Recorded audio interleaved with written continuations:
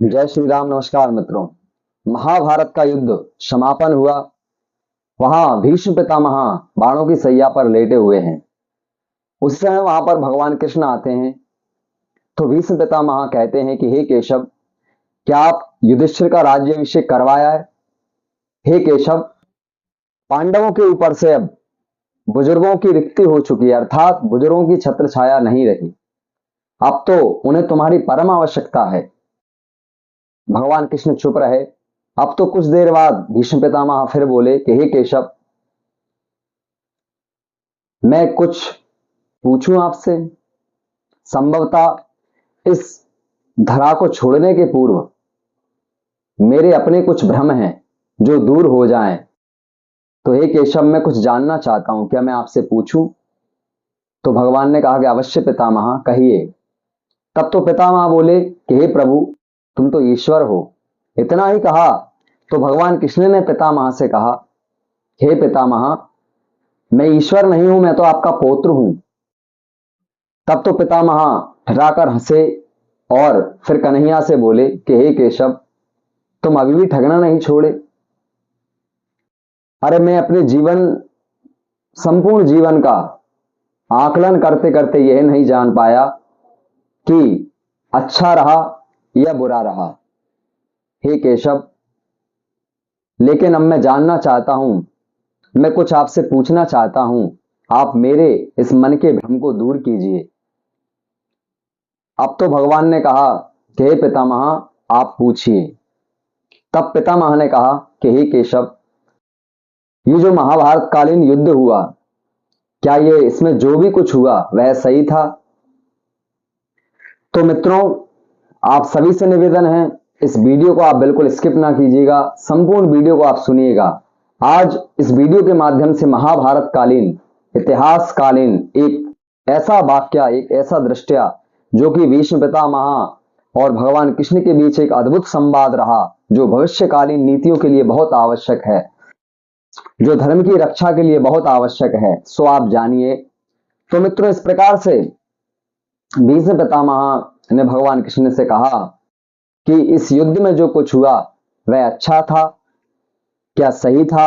तो भगवान कृष्ण ने कहा कि हे पितामह, क्या पांडवों की ओर से अच्छा था? तब पितामह बोले कि कौरवों की ओर से तो कोई भी कृत्य अब कहना या करना अनुचित है। पांडवों की ओर से द्रोण का वध, दुर्योधन की जंगा पर नीचे से प्रहार, द्रोणाचार्य जयद्रथ का वध, उनके साथ छल, निहत्थे कर्ण का वध, क्या ये सब सही था? तब तो भगवान कृष्ण बोले कि हे पितामह, आप ये प्रश्न मुझसे क्यों कर रहे हैं? इसका तो उत्तर वही दे सकते हैं जिन्होंने ये कृत्य किया है। मैंने तो कुछ किया ही नहीं, मैं तो केवल वहां पर था, मैंने क्या किया है? तब तो पितामह फिर बोले कि हे केशव, अभी भी तुम छल रहे हो, अभी भी तुम मुझे नहीं बता रहे हो। हे केशव, मैं पुनः आपसे पूछना चाहता हूं कि मैं इस धरा को विदा कहने से पहले आपसे ही जानना चाहूंगा कि वास्तव में सत्य क्या था। तब तो केशव बोले तो कि सुनिए पितामह, युद्ध में जो कुछ हुआ वह वास्तव में सही था, कुछ भी अनैतिक नहीं था। जो वास्तव में होना था वही हुआ। अब तो पितामह बोले कि हे केशव, आप ऐसा बोल रहे हैं, त्रेता के मर्यादा पुरुषोत्तम भगवान राम कृष्ण ऐसा कह रहे हैं। अब तो पितामह बोलते हैं कि हे केशव, हमारे सनातन संस्कारों का तो ये अंग नहीं है छल कर करके युद्ध कौशल में विजय प्राप्त करना। ये हमारे सनातन संस्कारों का अंग नहीं है। तब तो भगवान केशव बोले कि हे पितामह, इतिहास जो रहता है, इतिहास से केवल शिक्षा ली जाती है, बाकी निर्णय तो वर्तमान परिस्थितियों को देख करके किया जाता है। हे पितामह, हर परिस्थिति, हर युग का अपना एक निर्णय रहता है। हर युग में उस युग के तर्कों के अनुसार, उस समय की परिस्थिति के आधार पर मनुष्य जो है, जीव जो है, वो अपना नायक चुनते हैं। जिस प्रकार से त्रेता में मैं राम बनकर के आया, मेरा राम अवतार हुआ, और उस समय भी रावण जैसे खलनायक लेकिन परम शिव भक्त,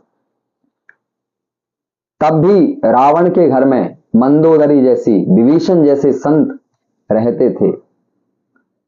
बाली जैसे खलनायक के यहां तारा जैसी विदुषी स्त्रियां, अंगद जैसे सज्जन पुत्र रहते थे।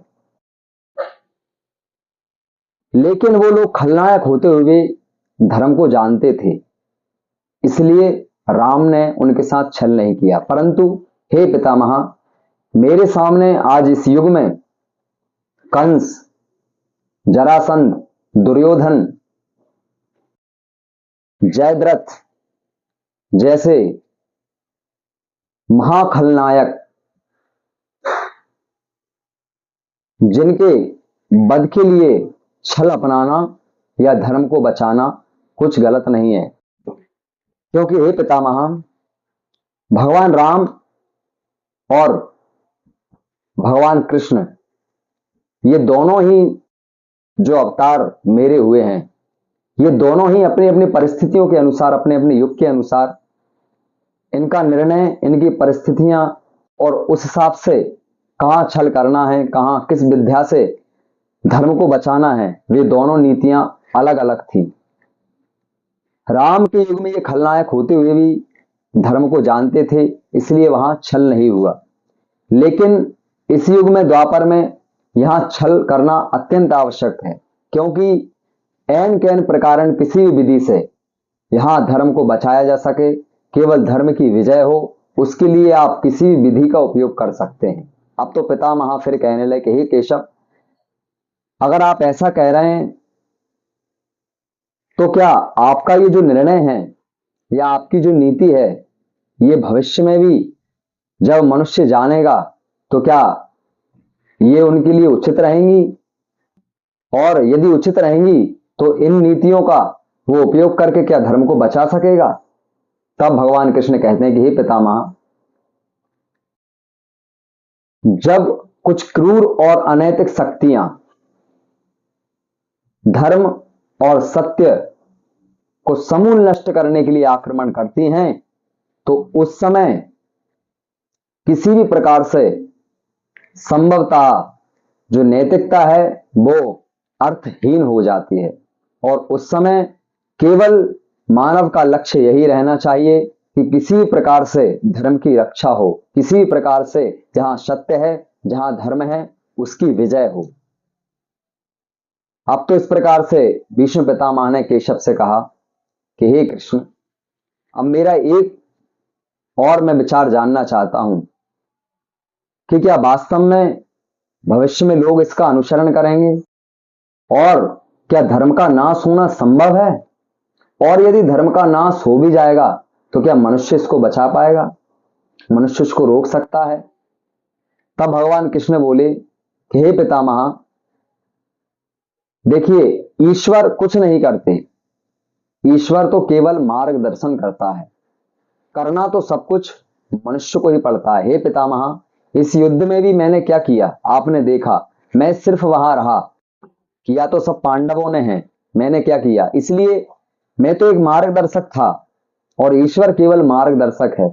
यही प्रकृति का विधान है, यही विधि का विधान है। हे पितामह, सब प्रकृति ही करती है, और प्रकृति के अनुसार सब कुछ रहता है, और उसी के अनुसार ही ये जीव, ये मानव, उसको प्रकृति के अनुसार जीवन जीना पड़ता है, और उसी के अनुसार धर्म की रक्षा समय समय पर किस प्रकार से करना है, ईश्वर के मार्गदर्शन में उसको करना पड़ता है।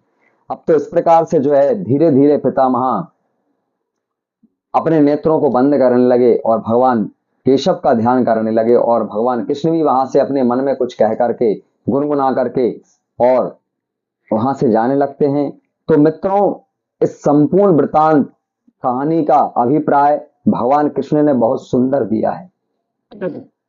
जैसा कि इस दृष्टांत में, इस वाक्य में आया है कि उस समय भगवान केशव ने पितामह से एक बहुत सुंदर बात यही कही कि पितामह जब भी क्रूर शक्तियां, अनैतिक शक्तियां जब धर्म और सत्य का समूल नाश करने के लिए उस पर हावी हो जाएं, उस पर आक्रमण कर दें, तो उस समय जब नैतिकता, जैसे जो मूल नैतिकता है, वहां वह आत्मघाती हो जाती है। अर्थात नैतिकता का कोई मूल्य वहां नहीं सोचना चाहिए, बल्कि धर्म को बचाने के लिए, धर्म सत्य की लड़ाई के लिए वहां लड़ना चाहिए। और चाहे वे किसी प्रकार की विधि हो, किसी प्रकार से छल कर करके हो, केवल एन कैन प्रकार किसी प्रकार से धर्म को बचाना चाहिए। यही सत्य है मित्रों।